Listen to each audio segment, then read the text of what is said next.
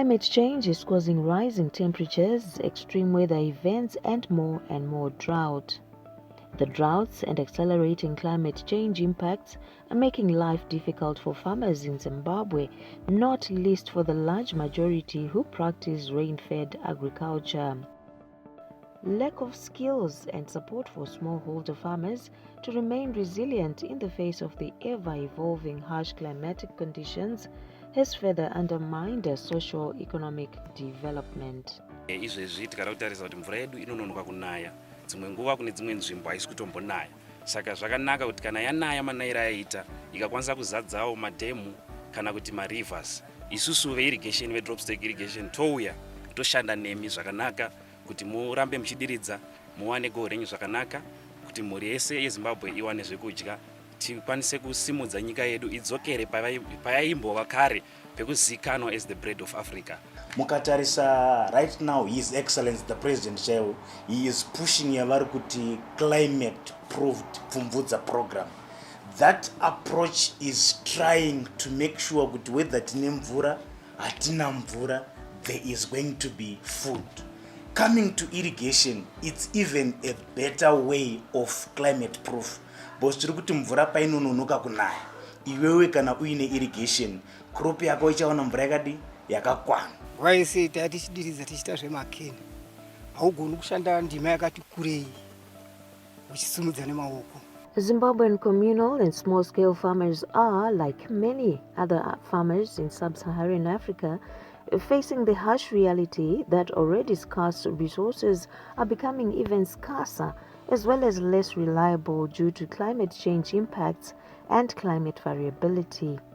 This situation has been further worsened by the Russia-Ukraine conflict, which has disrupted the export of wheat, corn, and barley from these countries. We are aware of what's happening in areas like the war between Russia and other country. Now, if we hear the statistics, they have been delivering a lot of grain to Africa and even rest of the parts of the world. So with this attack that's currently happening, what then it means, there is going to be a deficit in terms of supply of wheat or any other crops. Then it raises a question, there is a gap. What's the gap? There is need to supply produce or grain. How then do we go about it? We need to produce in season and out of season. In season, that's when we've got the rainfall. Out of season, that's where we need the irrigation.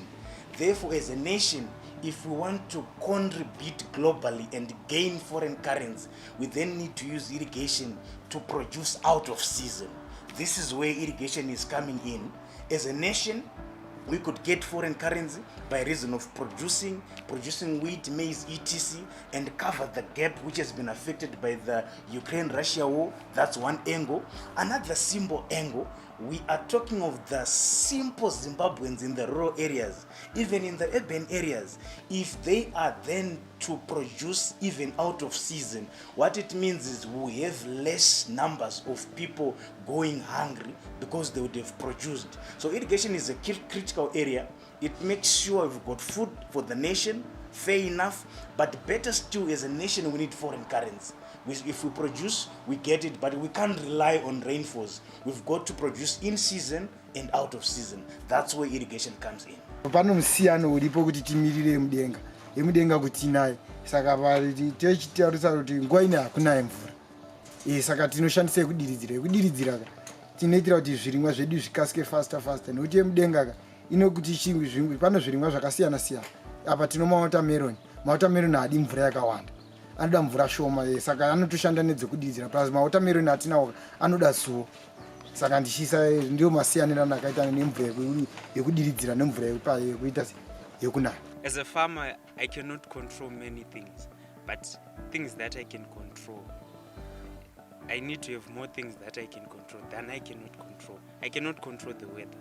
I cannot control how hot it is going to be the following day or next week, but I can control how much water I can feed my crop. So, for example, if I'm using open bed, if you see last year, the weather pattern changed. Mainly we receive rainfalls early November, mid-October the first ones, then November we have rains. But last year, as you can see, we had a shift. The rains came mid-November, then we had nothing till mid-December. So, for example, for myself, I had 1 hectare of watermelons. So if I was going to be basing that crop using rain, it means I was going to lose the entire crop due to drought. So with irrigation now, it means some of these factors I can mitigate my risk. I have lower risk because I'm using irrigation. Ya shanduko iripo yakakura. Ndingangoti izvi zviri cheap pane method yataishandisa. Izvi zvareruka izvi zviri kuti kuchipa zvoti kupfava. Because pamwe pacho unogona kudaiso uri mumunda usati wapedza kudiridza munda wako. Asi manje apapo ukangolodha tengi rako zvine zvakudiridza wega iwe wakutokwanisa kuita mamwe mabasa. Plus fuel yaunoshandisa ishoma. Because ukangolodha tengi rako kutokwanisa kudiridza zvasiyana nonge waidiridza neengine direct. Yaishandisa fuel yakawanda ufuchi pamwe pacho unenge usina mari dzachona dzekutenga mafuel. Saka izvi zviri nani ukaona kana lita rako unokwanisa kutodiridza hako time yakakura. A small-scale irrigation is emerging as a top priority to boost food security, eradicate poverty, and build resilience against climate change impacts. New, easy-to-use tools irrigation technologies introduced by local companies such as Dropstick Irrigation have enabled various people to turn their pieces of land into highly productive projects. I've been fortunate in that my service provider also is interested in farming and cropping. So what happens is it also gives me advice on what crops to grow, how to grow them, and occasionally he also takes a look at the crops and notices if anything is amiss. Like I say, in my absence, sometimes I need some technical help. So with the service came an unseen advantage that I'm enjoying now, where my supplier of the drip technology is also helping me with the cropping. Mvura yemadiridziro yakakosha zvokuti tikaishaya iyoyi tinozoida kurapera iri manhare yakaita mvura yona inonyasa kunaya zvakanaka. Asi area yedu yatiri nei mvura tinayo, asi pamashandiro chete ndayanga achiti takakutiremerayo. Saka patawana izvi zvatasimudzirwawo nevava zviri kutiratidza kuti mashandiro edu ari kuenda ichireruka zvokuti dai taendererawo mberi nokushanda takwanisa kuwana mvura yakawanda zvokuti tikakwanisa kuita zvemabhoro tokwanisa kuti tishande zvinhu zvinoonekera tichienda mberi. Captain Chidoma Timba, who made history as the first Zimbabwean woman to successfully complete a pilot training course in the Air Force of Zimbabwe, is not only enjoying a high-flying career, but is also passionate about agriculture. Well, I just decided to promote healthy eating by planting my own crops and having an organic field. That way I get to grow my own food basically, and I also get to grow my own meat. So it's what I've been doing of late. That's why I chose to enlarge my backyard farming practice. Instead of using sprinklers, I'd use a lot of water because now we rely on borehole water. So sometimes due to the number of boreholes that are now springing up in our area, sometimes these boreholes are drying up. So the best thing to do is to conserve water. So I decided to use drip technology, and it seems to be working out well, because I don't spend a lot of time at home. I won't be there to monitor if the fields are being watered or not. So the drip technology makes it easier for whoever is watering the gardens to use, and it's also easy for me to manage even if I'm away. In previous years, farmers used canals to flood irrigation to water crops. However, they have since raised the red flag over depleting water sources for irrigation farming and livestock production. In response to the growing pressure on freshwater resources, more efficient irrigation technologies are being promoted, and drip irrigation is generally considered the most appropriate agriculture technology amid the climate change challenges faced by farmers across the country. Drip chinhu charakanakira ndechekuti rakareruka, hauna hari kupe urwere pazvirimwa zvako. rinongodonhedza mune zvakanaka, rinosevha mvura zvakare. Iwewe haukwanisi kunge wakamira imomo uchiita zvekudiridza, unokwanisa kunge une zvimwe zvauri kuita iro richiita basa. Saka drip chinhu chakakosha zvikuru. And we all know kana crop ikashaya mvura kazhinji varimi vanoshandisa word zvekuti inofa kana kuti inotsva. Saka kuavoida kutsva kuya kunotaurwa nemafarmers kuti yatsva, yashaya mvura, yarwa nenyota, ndo pari kupinda irrigation. So climate change right now zviri kuitika ndezvekuti mvura pane two options, either inonaya yakawandisisa kana kuti inogona kutononoka kuita sei kunaya. Panguva dzakadaro dzekuti let's say yanonoka kunaya, irrigation inobatsiridza this climate affected time, iyo yopinda taakuwana mvura yedu taakuproduce as normal. I think like many other Zimbabweans, I used to shy away from this technology because when this whole thing started, it was really, really expensive, especially for a small outfit. A person would then think, why would I use so much money for a small outfit?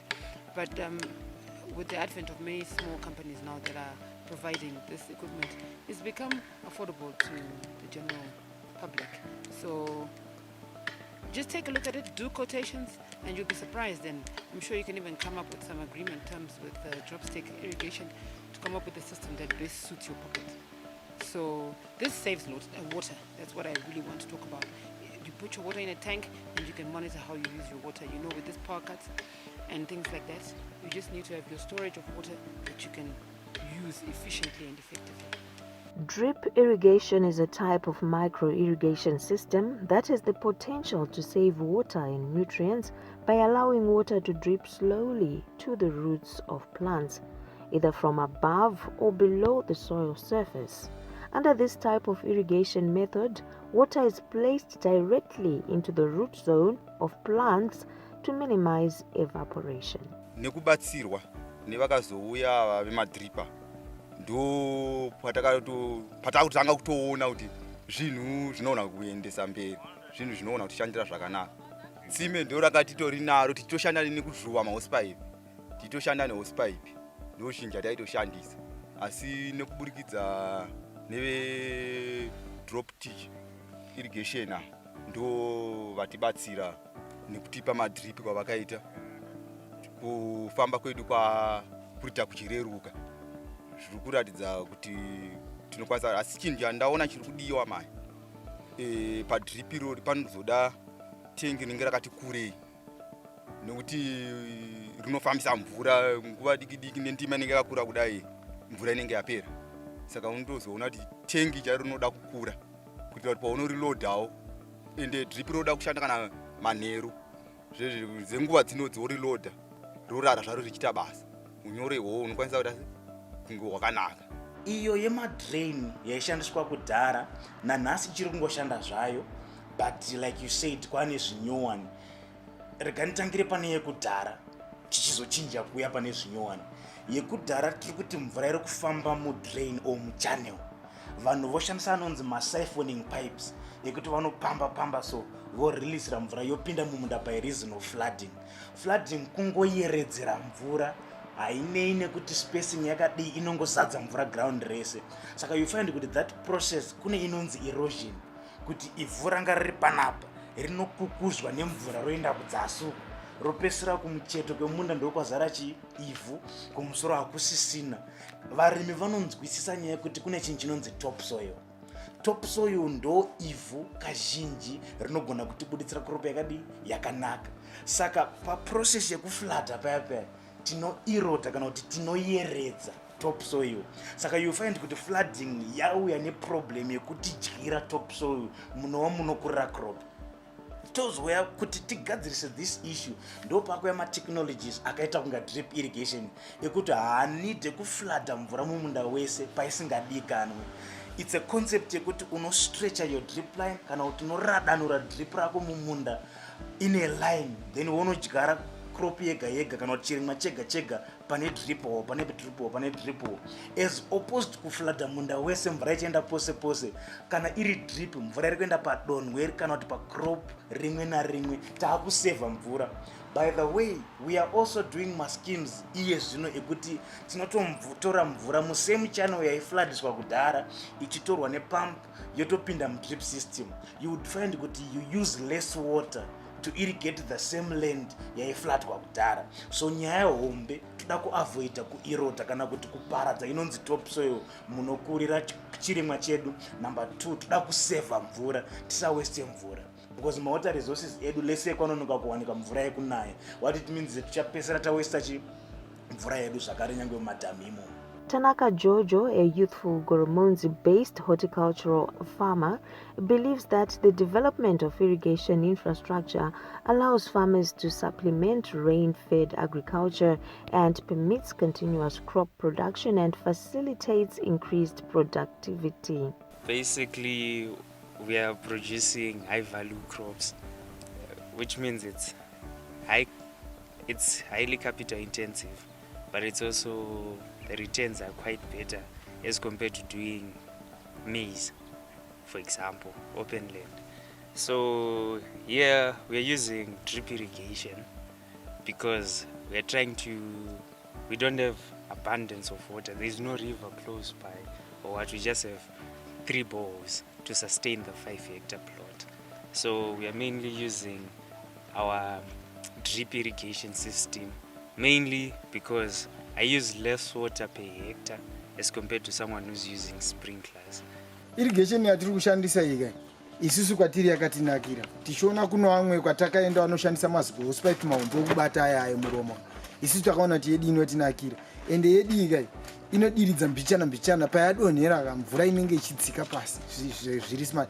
Manje iye inogona kuti iye inogona kutourayira kana maplants edu aya. Saka iyi ikai paplant rega panenge pachidonha drop.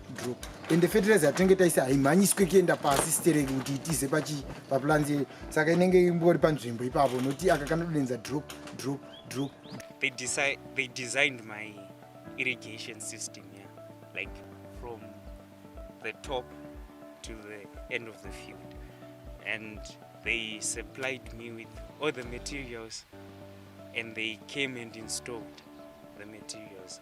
So in terms of, for example, when we're choosing the pipe size, etc., they recommended things that would make my system more efficient, because I need a system whereby it doesn't take me a lot of time to irrigate a certain piece of land, because I have to be able to irrigate the whole farm in a period of time before a crop experiences stress. So with drops, they managed to do that for me. Previously, where I won't mention names, but where I got my irrigation, I was having problems with valves. They were breaking. So it seems like the ones I have now, they are better. And the drips, normally they wouldn't last me 2 seasons. By 2 seasons, I mean 2 years. But now, so far with the one I have, so far it has lasted me a year, which is already longer than what I normally would budget for. Kazhinji varimi vazhinji vajaira kuti kana atakuita storage yemvura uchida kushandisa drip irrigation unoita iwewe tank stand aya 4 meters woisa 5000 litengera kupai pamusoro. Izvozvo zvakanaka ende zvinosenza, asi zvichida unenge uine maybe a 1/4 hectare drip system to 1 hectare maximum. But kune vaya vane munda wakaita sewatiri patiri nhasi, like this one we are at an 8-hectare plot, hazvichagoni kuti urambe uchisenzesa a gravity system yakadero. Panenge pakudawo a hybrid system whereby uri kucombine 4 to 5 or more ma 5000 liter tanks anotori pa platform yakanaka. Then kuti mvura ichiuye manje ku drip system taakuisa isusu a booster pump, so much that there is pressure iri uniform across munda wese. Saka zvakachenjera varimi kuti kana munda wakura usashande neold system yekuisa gravity system, because ndopa unozoona sometimes mvura haisi kudisplay zvakanaka, woona drip kune imwe koneresa mvura, kune imwe haisi kusvitsa. Saka it's something to learn pamunda wakaita seuri pano, ende vari pano vari kubenefita. The system is successful. Why? Because the irrigation system is okay. Not only that, ivo vacho vari kupractice proper agronomic practices. Government is on a drive to resuscitate irrigation schemes in the country with the aim to rehabilitate and modernize them under Accelerated Irrigation Rehabilitation and Development Plan. According to the National Development Strategy 1, the country is targeting to put 350,000 hectares under irrigation by 2025. About $693 million has been invested by the government so far under the National Accelerated Irrigation Rehabilitation and Development Program, which seeks to exploit irrigable potential in every district as part of our drought-proofing strategy. At the moment, our position in terms of irrigation, in terms of farming, it has seriously increased. If you have been following, the president has been releasing quite a number of center pivots and other smallholder irrigation schemes in an effort to make sure that irrigation continues across the nation. That alone is a good sign. And if the end users then utilize the facility, ultimately in the region, we could be at a very, very, very good position. I wouldn't know how to compare, maybe say rating ourselves, because there are quite a number of countries, but as a country, we should be okay without others for quite some time, given that the end users, they work hard, they make use of the irrigation, whether they're dealing with cereals or they're dealing with fresh produce. In other words, crops like vana cabbage vaya nezvimwe zvakadaro zvikadiridzwa zvikashandiswa. Our irrigation status right now, I think iri pakanaka. Pivots have been given in. Canals amamuchambotaura ayaya, they are working. I know that DDF is working on rollout of drip irrigation systems, and quite a number of NGOs are also involved. So I would say the position is good for the nation, even ultimately to supply things outside of Zimbabwe, because inenge yakura production here. Ndokukurudzira maZimbabweans kuti kana une tsime unokwanisa kurima ushandisa drop stake irrigation. Unotorima ukagoitoita murimi mukuru. Zvinotoita zvakadaro pasina bore. Saka ndinongokurudzira vane matsime kuti vasanete vasagarire maoko. Food security has remained a challenge in Southern Africa due to climate change effects such as droughts and floods. However, to counter the effects of climate change, there is need to promote climate-smart agriculture, including conservation agriculture, where communities are capacitated so that they use new farming methods which ensure better yields in the face of unpredictable weather patterns linked to climate change. These efforts are in line with the Sustainable Development Goals of ending poverty and hunger and dovetail with Vision 2030 objectives. Varimi kunze uko ndinokukurudzirai nekushanduka kuri kuita mamiriro ekunze kuti ti-engage masystems akaita se-irrigation.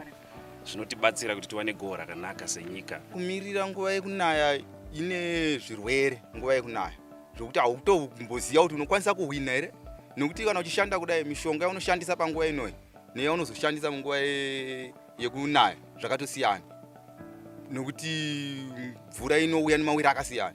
Saka kana une irrigation yemadrip chero nguva unongoita.